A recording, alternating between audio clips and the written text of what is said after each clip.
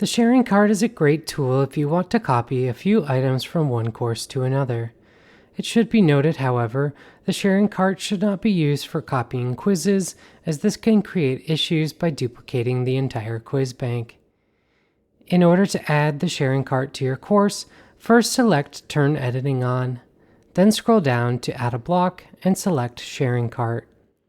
This will add the block to the course. You can then go to an item or entire week and select the basket icon to add that item into your sharing cart.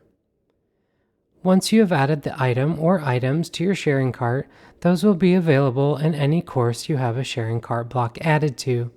Please note you will have to add the block to any course you would like to use it in.